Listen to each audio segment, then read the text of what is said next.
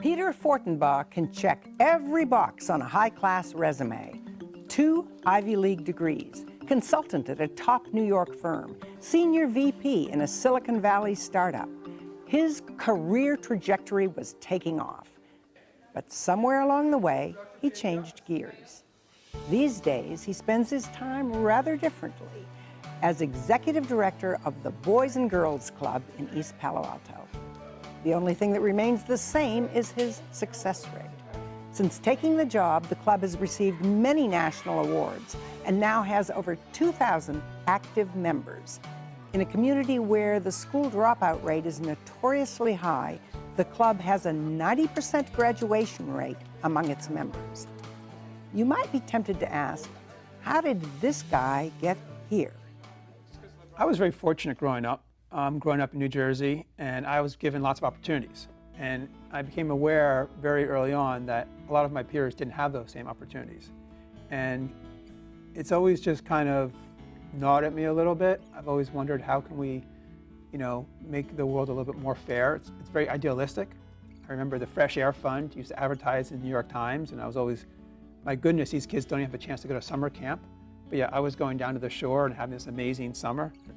It was a very exclusive town. Everyone who had been there for multiple generations. So it was very much a situation of who your parents were and who your grandparents were.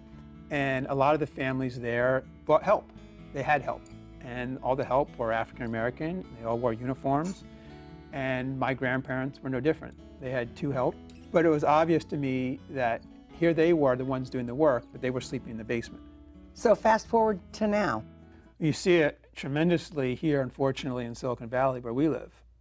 But you see the opportunities that my kids have in Palo Alto are wonderful, and I'm so happy for them and proud to provide them with those. But yet, you see the families who are struggling in Eastern Menlo Park or Redwood City or East Palo Alto, 4 families per house, and just struggling on day by day. So between your personal life and your job, there's a gap. So between my personal life and my job, there's a tremendous gap, and I see it every day. My mission is just try to bridge that the best I can, to be part of the solution, hopefully, to level out our society just a little bit, if possible. I'd like to see, just for contrast, if for nothing else, a day in the life when you were a high-end consultant versus a day in the life at the Boys and Girls Club today. Yeah, it's very different. My last company, where after a deal, while a deal was in process, we went out to dinner afterwards, and the conversation was all about stock options, and I need more stock options, and this isn't fair. I'm not, he's got more than me, and I felt very lonely there. I'm going to be part of a team that was mission-driven and was trying to make our community a better place for all of us. Day in the life of a consultant, and it's very self-driven. You worry about your career and you're focused on yourself. Now at the Boys and Girls Clubs, it's a place where there are greater needs, but it's more real in the sense of the needs are more immediate, and it's working on a solution that's bigger than yourself. It was tough at first. There was a lot of people who distrusted me. I've got a first-hand lesson in how we're all the same. People are all the same. Everyone talks about sort of the rich and the white being prejudiced and stereotyping, and there's a lot of truth to that. I see it. But I think sometimes some of the low-income folks may stereotype the rich as well, and I see that quite a lot. There was a lot of resentment towards me coming in. It was a lot more difficult than I expected. Certainly professionally, it was the most difficult thing I had done. The first couple of years where I just asked myself, why, this is crazy.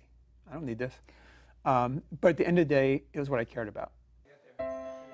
The coming in part was much harder than I thought, but it's been more rewarding in the end, even than I thought it would be, to see the changes that we can make, to see how we're able to change lives, to see the potential that exists in these young people we're working with, to see that all they need is just some opportunities.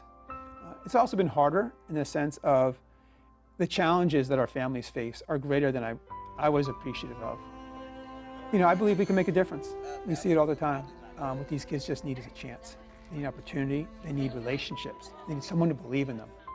And at a place like the Boys and Girls Clubs, they can get that sense of belonging, that sense of safety they may not have at home or anywhere else. And if they can just come to the club and for 5 hours have a chance to be a kid, to feel warmth, to feel love, to feel hope and opportunity, and then also get help with academic skills so they can succeed in school. That's often the spark that they need, so then they can go on and take advantage of the opportunities that may exist for them. So about 6 months ago, I was diagnosed with melanoma stage 3A, so it's metastasized, which is serious. You know, the statistics aren't real great for melanoma. Fortunately, research is improving. What's interesting to me, though, or what I've always had a very strong sense of mortality, and I don't know why. I've always thought that every day is a gift. When this happened, it was very peaceful in the sense of I was very much at peace that there's nothing I would do differently knowing that I had this. If I had to go back, I don't feel like I've wasted the last 13 years. You know, I feel like I've been doing everything I wanted to do. It's just reaffirmed to me, this is where I want to be. This is what matters. You know, I'm not some random VP of business development or some random lawyer, you know, plugging in hours who can be displaced or replaced by someone else. And so this is just a reminder, and I've been working as hard as ever through this because this is what I care about. You have just seen here, live and in person, the incredible, heartwarming, earth-shaking, hard-working, homework completing, honor roll making, community serving, role modeling, high school graduating, PhD earning, job creating, tax paying, budget balancing, global warming stopping, peace spreading, cancer curing, 100% totally inspiring 2015 BGCP Youth of the Year.